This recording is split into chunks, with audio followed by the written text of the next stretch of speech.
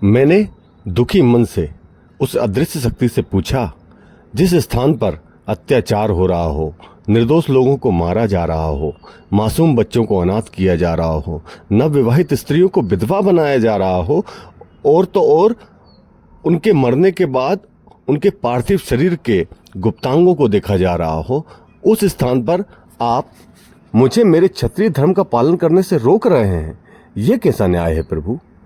आप मुझे अभी आज्ञा दें, मैं अभी इन दुष्टों का संहार करके इनको यमलोक भेज देता हूँ। इतना सुनने के बाद वो अदृश्य शक्ति अब अदृश्य न रही, वो सदृश्य हो गई। वो कोई और नहीं, वो श्री कृष्ण ही थे। मैं उनके चरणों में गिर गया। मैंने पूछा, प्रभु याद कीजिए कुरुक्षेत्र का वो मैदान जहां आपने उस पार्थ को गीता का उपदेश दिया था, जब पार्थ युद्ध के लिए अपना गांडीव नहीं उठा रहे थे।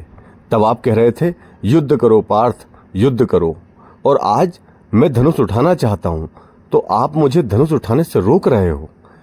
ऐसा क्यों केशव? अगर मुझे अस्त्र उठाने से रोक रहे हो तो कोई बात नहीं, अपने सुदर्शन चक्र से कहिए कि इन पापियों का संहार कर दे, मुझसे ये देखा नहीं जा रहा है।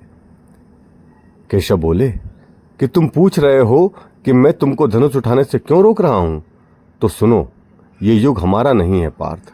जिनका युग है उनको ही अस्त्र उठाने होंगे, उनको ही कर्म करना होगा, उनको ही इन पापियों का संहार करना होगा। तुम और मैं केवल दृष्टा हैं, हम देख सकते हैं। और रही बात मेरे सुदर्शन चक्र उठाने की, तो वो तो मैंने कुरुक्षेत्र में भी नहीं उठाया था। तो मैंने पूछा, तो क्या इन दुष्टों का संहार का कोई मार्ग नहीं है? क्या ये ऐसे ही उत्पात मचाते रहेंगे केशव? तो केशव बोले, मैंने ये तो नहीं कहा ना पार्थ, संहार तो होगा, किंतु इसका निर्णय तो केवल इस युग के लोगों को करना है, इन पीड़ितों को करना है, इन ऐसे लोगों को करना है जो इस दंश को झेल रहे हैं, इस नरसंहार को झेल रहे हैं। मैंने पूछा, केशव तो क्या आप और हम कोई सहायता नहीं कर सकते? केशव बोले, मैं तो सहायता द्वापर में ही कर चुका, गीता का उपदेश देकर। मैंने गीता में भी कहा था कि युद्ध करो पार्थ, क्योंकि कई बार शांति के लिए युद्ध आवश्यक होता है। अब अगर ये हिंदू मेरे बताए मार्ग पर चलना ही नहीं चाहते हैं तो मैं क्या कर सकता हूं? मैंने तो अर्जुन को केवल मार्ग बताया था। अर्जुन उस पर चलकर कुरुक्षेत्र को जीत लिया।